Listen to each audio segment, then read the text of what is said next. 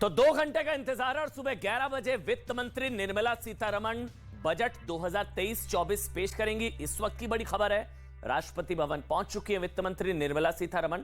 और वित्त मंत्री निर्मला सीतारमण वित्त मंत्रालय से राष्ट्रपति भवन पहुंच चुकी है। वो हमने आपको तस्वीरें दिखाई जहां वो राष्ट्रपति को बजट की कॉपी सौंपेंगी।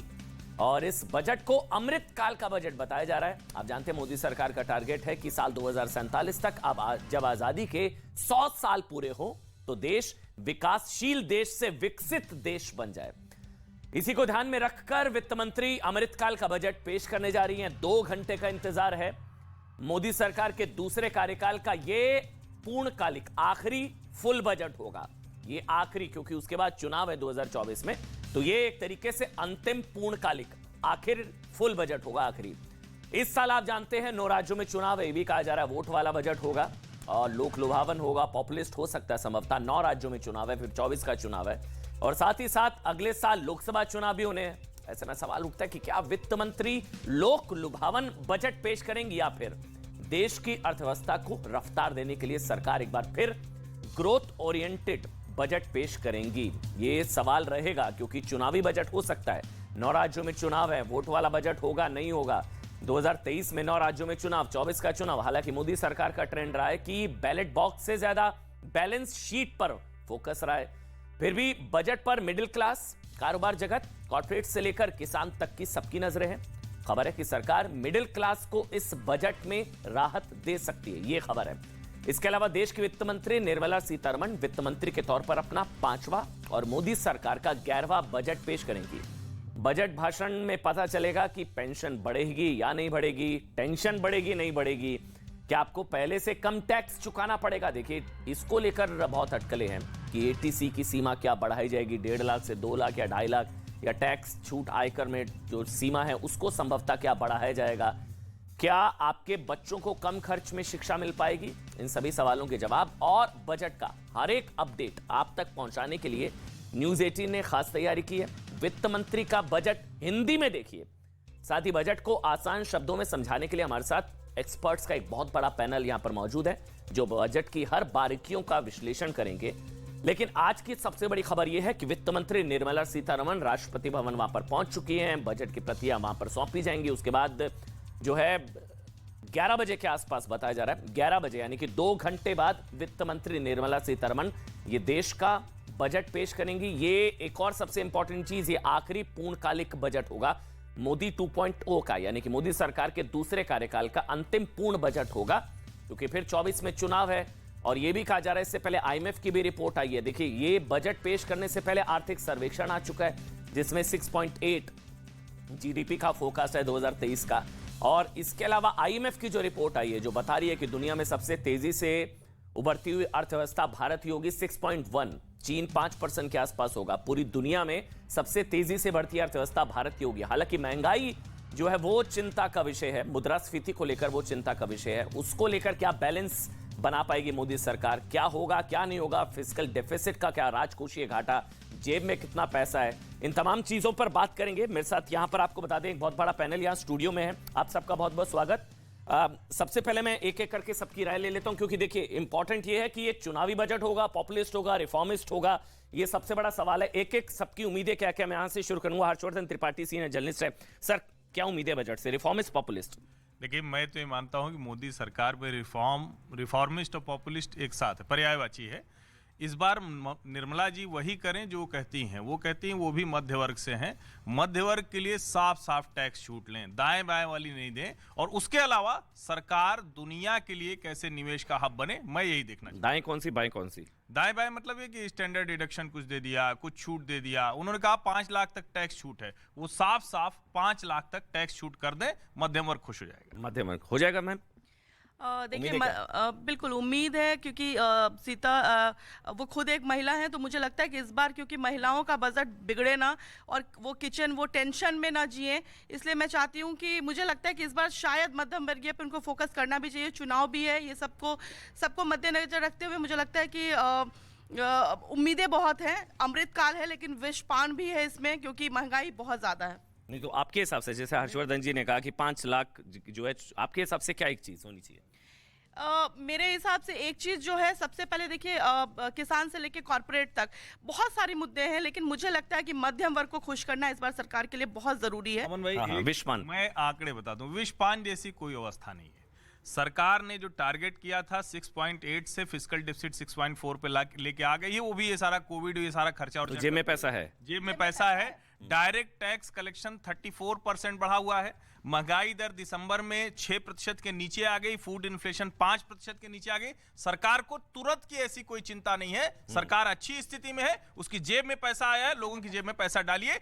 ये कहना कि सब इंफ्रास्ट्रक्चर पे खर्च कर दिया, ये भी ठीक नहीं। इंफ्रा पुश के लिए पर्याप्त पैसा है। कुछ 9 राज्यों में चुनाव, हाँ, 9 राज्यों का चुनाव ही इस समय मेन है। बाकी तो देखिए पूरा केंद्र जो है 9 राज्यों के चुनाव पर होगा, मानसिकता पर होगा, लोगों के मन पर होगा। और वो मन जेब में पैसा जाए और जेब से जो पैसा निकले वो सही जगह पर, बहुत महंगी चीज़ों पर ना जाए, तो वो बैलेंस बनाने की कोशिश होगी। और मुझे लगता है दूसरा फोकस होगा कि और पैसा कैसे उगाही इंडस्ट्री से हो सके, ये भी बहुत ज़रूरी है। मध्य वर्ग को तो मिलना ही मिलना है, इस बार ऐसा कुछ नहीं है, लेकिन इंडस्ट्री से या बाकी और जगह से जहां नंबर 2 की चीजें हो रही हैं, उससे कैसा और मिले, इस पे और सरकार ध्यान देगी। अच्छा, एक जो सवाल अभी हर्षवर्धन त्रिपाठी ने उठाया, हिमांशु टैक्स एक्सपर्ट है यहाँ पर। हिमांशु, वो एटीसी 1.5 लाख से 2-2.5 लाख या सीधा सीधा टैक्स 5 लाख वाला सीन हो जाएगा? हिमांशु, नहीं, उतना तो नहीं कर सकते हैं, लेकिन थोड़ी एक्सपेक्टेशन जरूर है कि इनकम टैक्स स्लैब में करें। स्लैब बढ़ाने की यही एक दिक्कत है कि वो टैक्स पेयर टैक्स नेट के बाहर चली जाती है। तो ये भी कर सकते हैं कि रिबेट जो हमें दिया जाता है 12,500 तक, वो दाएं बाएं वाला ही होगा, हर्षवर्धन जी जो बता रहे हैं। तो एटीसी भी बढ़ा सकते हैं। लेकिन एक नई चीज और देखने को मिलेगी, जो नई स्कीम जो है, एटीसी में कितना, मतलब 1.5 लाख है, वो 2-2.5 कितना हो सकता है? 2 से 2.5 तो करना चाहिए मेरे 2 से 2.5 करना चाहिए। और इसके अलावा जो 2 से 2.5, जो अभी 2.5 लाख की आयकर सीमा में छूट है, वो 3 लाख, 4 लाख, 5 लाख कुछ, वो मैं उसमें सहमति नहीं हूँ। बेसिक एग्जाम्पशन लिमिट नहीं करनी चाहिए, क्योंकि individual tax payer tax net के बाहर चली जाती है। तो रिबेट बढ़ा सकते हैं आप वहाँ पे। और जो ऑल्टरनेटिव रेजीम है, जो एक सिंप्लीफाइड रेजीम जो 3 साल पहले इंट्रोड्यूस की थी, उसको एक जरा लुक्रेटिव कर सकते हैं, थोड़ी लिमिट बढ़ा के। वो तो अरुण जेटली जी ने कहा था मेरे ख्याल से 5 लाख वाला। हर्षवर्धन कुछ कहना चाहते हैं सर? मुझे लगता है ये टैक्स एक्सपर्ट लोग ना, ये दुनिया को भरमाते बहुत हैं। अच्छा, अरे भाई, साफ साफ बोलिए ना, ये कौन सा तरीका है? उससे बाहर चले जाएंगे। 3% लोग टैक्स दे रहे हैं। सरकार की कमजोरी है कि वो जो सचमुच पैसा कमा रहे हैं करोड़ों, उनको पकड़ नहीं पा रही। जिसका सब कुछ हिसाब में है, आप उसको करेंगे 2.5 लाख से 5 लाख कर देंगे, नेट से बाहर हो जाएंगे। सरकार को ये पकड़ना है जो बड़ी बड़ी गाड़ी में घूम रहे हैं, जो दिन रात बड़े होटलों में रह रहे हैं, जिनके पास सब संसाधन है, उनको पकड़ो, उनसे टैक्स लो। जो सामान्य करदाता है, जो ईमानदार है, जिसको मोदी जी कहते हैं ऑनेस्ट टैक्स पेयर है, उसको पैसा दो ना। झूठ क्यों बोल रहे हो? ऑनेस्ट टैक्स पे इसको, हाँ सर, एक इसमें सबसे बड़ी चीज है जो हर्षवर्धन जी कह रहे हैं, उसको और साफ किया जाए। दिल्ली की इतनी बड़ी बड़ी कॉलोनी है, जरा उसमें एक कॉलोनी में निकलवा करके कहीं एक मतलब सैंपल सर्वे भी उनको कराना चाहिए कि यहाँ कितनी गाड़ियाँ कंपनियों के नाम पर है, कितनी इंडिविजुअल के नाम पर है, और कितने और खेल होते हैं उसमें।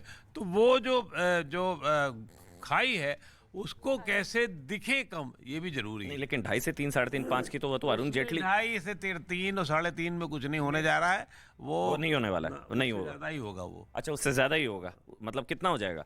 नहीं, मैं इन लोगों की तरीके से विशेषज्ञ नहीं हूँ। मैं तो मना स्थिति जानने की कोशिश करता हूँ, और उस मना स्थिति को, क्योंकि मोदी जी भी बहुत अच्छी तरीके से जानते हो, इस बार चुनाव है इसलिए उनको उस मना स्थिति भी ज्यादा काम। अमिताभ जी, चुनाव है इसीलिए 9 राज्यों में चुनाव, फिर 24 का चुनाव। नहीं, चुनाव तो निश्चित रूप से ज़रूरी है, लेकिन सबसे बड़ा जो चैलेंज है सरकार के सामने, वो ये है कि इन्फ्लेशन पे कैसे काबू लाएंगे, महंगाई को अगर रोकें और पब्लिक स्पेंडिंग को बढ़ाएं। पब्लिक स्पेंडिंग को बढ़ाने के बहुत सारे तरीके, इनकम टैक्स में जो स्टैंडर्ड डिडक्शन है उसकी जैसे बात हो रही है वो करें। इसके अलावा जो इंटरेस्ट रेट्स हैं उनको कम करना है। अगर आपका होम लोन, कार लोन, जितने भी लोन्स हैं, उनका अगर इंटरेस्ट रेट कम होगा, लोगों की जेब में ज़्यादा पैसा आएगा, लोग ज़्यादा ख़रीदारी करेंगे, तो नेचुरली मैन्युफैक्चरिंग सेक्टर को भी बूस्ट मिलेगा और ओवरऑल इकोनॉमी को उससे फायदा होगा। अच्छा, ये थोड़ा सा कॉन्ट्रडिक्टरी शायद हो जाता है, मैं इसलिए सवाल पूछूंगा। ये कहा जाता है, हर्षवर्धन जी मैं आप ही से ले लेता हूँ, ये कहा जाता है भी महंगाई को कंट्रोल करना पड़ता है। अगर महंगाई को कंट्रोल करना है तो इंटरेस्ट रेट बढ़ा दो, तो वो विकास पर असर पड़ता है।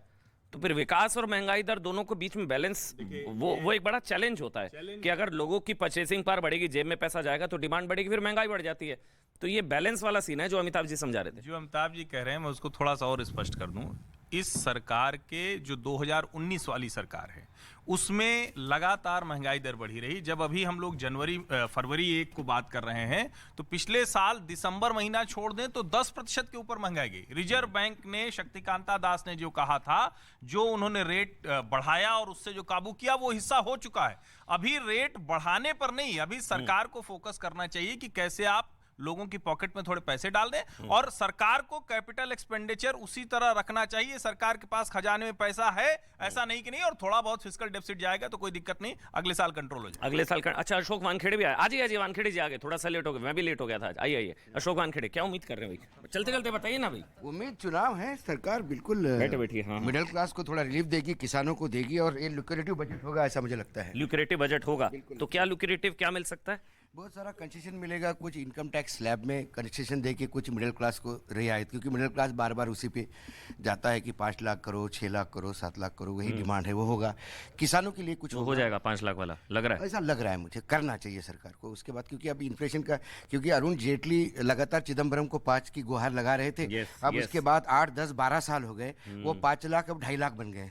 अभी सरकार अभी भी 5 लाख नहीं करेगी तो इस सरकार ने एक मिनट, हाँ बोलिए 2015 वाला बजट था, मुझे ध्यान में आ रहा है जेटली जी का, उसके बाद से कोई टैक्स लिमिट बढ़ाई नहीं है, कोई टैक्स लिमिट नहीं बढ़ाई है। और अभी जो ताजा निर्मला जी ने कहा था कि 5 लाख तक टैक्स छूट है, तो मैं कह रहा हूं दाएं बाएं वाली नहीं, सीधी 5 लाख तक टैक्स छूट दीजिए। वरना बताइए आज के समय में जो शहरों में रह रहा है वो 5 लाख में कौन घर परिवार अच्छे से चला सकता है? मुझे लगता है बिल्कुल मिलनी ही चाहिए। बिल्कुल बताइए।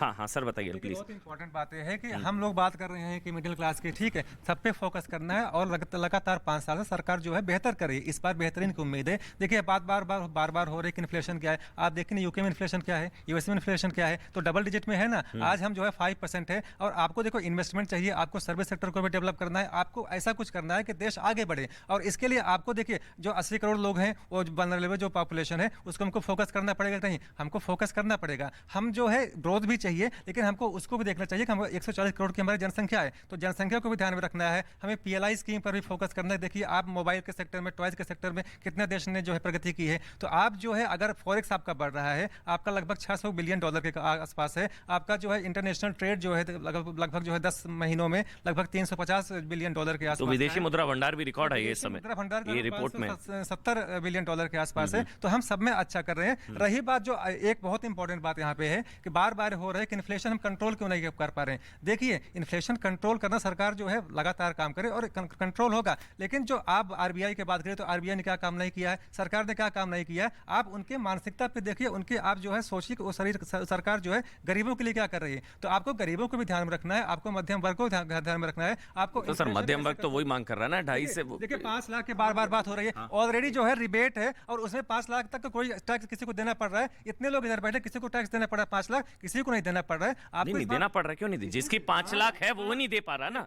नहीं जो 5 लाख तक कमा, नहीं सर एक मिनट मैं भी एक मिनट नहीं, ये सवाल तो बड़ा है सर। ये जिसकी 5 लाख तक है आए उसको नहीं देना ना, लेकिन 5 लाख के ऊपर वो तो सारे, वो तो फिर 2.5 के उसमें आ जाते हैं। आपको ग्रोथ भी चाहिए। आप देखिए सबसे ज्यादा जो ग्रोथ किसका मानते थे, चाइना का था। हमको चाइना से आगे निकलना है, उसका जो है 4% है, हमारा जो है 6.5%, चाहे IMF हो। सारी ग्रोथ ये 2.5 से 5 में ही है। देखिए बिल्कुल देखिए अगर आप ग्रोथ की बात करेंगे तो आपको ग्रोथ भी लाना है, आपको उतना देना, क्योंकि देखो आपको रेवेन्यू भी लाना है। आपका already fiscal deficit, Sanjay ji एक मिनट अशोक भाई आ रहा हूं। संजय जी फिस्कल डिफिसिट की बात कर रहे हैं जो 16-17 लाख करोड़ होगा, वो ठीक है, लेकिन जो है अगले साल 2-3 साल हमको फिस्कल डिफिसिट के बारे में बिल्कुल चिंता नहीं करनी चाहिए। 6% हो, 7% हो, फिर जेब में पैसा है ना भाई, राजकोषीय घाटे की चिंता नहीं है। तो संजय देखिए जी, अमन जी क्या है कि मिडिल क्लास बीजेपी का बहुत ही कंसिस्टेंट सपोर्ट बेस रहा है, मोदी जी का इन पर्टिकुलर। अगर 2004 और 2009 को छोड़ दीजिए, जिस समय बीजेपी से मिडिल क्लास थोड़ा ड्रिफ्ट हुआ था, तो अभी एक बहुत बड़ा सब्सटैंटिव सेक्शन है, और जो एस्पिरेशनल मिडिल क्लास है और नीचे से जो मतलब Tier 3 से जो मिडिल क्लास आ रहे हैं, वो जरूर इस बजट में इस बार देख रहा है कि उसको कुछ राहत मिले टैक्स के रिलीफ में। क्योंकि कई बार जो स्टैंडर्ड डिडक्शन की चीज़ है वो मान लीजिए कि आपने इस साल आप 5 साल बाद 5 लाख वाले ब्रैकेट में घुस रहे हैं और आपने इन्वेस्टमेंट नहीं किया है, तो इन्वेस्टमेंट के लिए कोई अलग स्कीम भी हो सकती है, लेकिन वहाँ मुझे लगता है कि कुछ रिलीफ होना चाहिए। सर दाएं बाएं वाला होगा डायरेक्ट होगा, वो जो हर्षवर्धन जी ने कहा वो दाएं बाएं वाला होगा डायरेक्ट होगा? देखिए थोड़ी उम्मीद है कि डायरेक्ट होना चाहिए, क्योंकि आपके इंटरेस्ट रेट भी इधर बढ़े हैं। अगर इंटरेस्ट रेट लेंडिंग का बढ़ा है तो सेविंग का भी इंटरेस्ट इंटरेस्ट रेट काफ़ी बड़ा है, तो जो सीनियर सिटीजन है वो डेफिनेटली फिर से अट्रैक्टेड हुआ है, या बाकी लोग भी एफडी या बाकी स्कीम की तरफ अट्रैक्टेड हुए हैं। एक जो सबसे बड़ा इशू है फार्मिंग पे टैक्सेशन, वो तो नहीं हो सकता।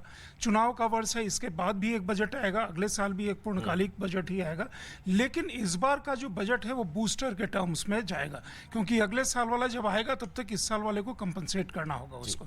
तो मुझे लगता है कि इसमें वो एक लार्जर मैसेजिंग जो होता है बजट का, पिछले बार का बजट जो था वो इंडस्ट्री के लिए, बिजनेस के लिए, इकोनॉमी के लिए ओवरऑल एक काफ़ी अच्छा बजट था, जिसमें पब्लिक एट लार्ज को सीधा सीधा मतलब उनको ये नहीं लग रहा था मेरे लिए क्या है। लोग कह रहे थे बजट आ भी गया, पता भी नहीं लगा। पिछली बार वाला ऐसा बजट था। पिछली बार वाला मैं वही जो कह रहा हूँ, एक्सपर्ट्स के लिए, बिजनेसमैन के लिए, इकोनॉमी के लिए, इंडस्ट्री के लिए बहुत अच्छा था। इस बार का बजट मेरे ख्याल में ऐसा होना चाहिए कि लोग को सीधा सीधा समझ में आएगा कि हमारे लिए क्या है, क्योंकि उसमें आपका एक बहुत बड़ा सेक्शन, जैसे फार्मिंग सेक्टर को मोदी गवर्नमेंट कंसिस्टेंटली वो कर रही है, बहुत सारे ऐसे बैकवर्ड्स एरिया हैं जिनको वो कर रही है, तो वहाँ मुझे लगता है कुछ। अच्छा, अशोक वानखेड़े, मैंने नहीं देखा इस तरह का चीट, इस तरह का क्रिमिनल माइंड पूरे जेल स्टाफ को ब्राइब कर देगा। मैं सोच भी नहीं सकता था गवर्नमेंट फंक्शनरी को इम्पर्सनेट करता था, आवाजें बदलता था। टारगेट भी बहुत पावरफुल धनवान लोगों को करता है। ये एक ही चीज से रुक सकता है, अगर आप इसकी जीभ काट दो।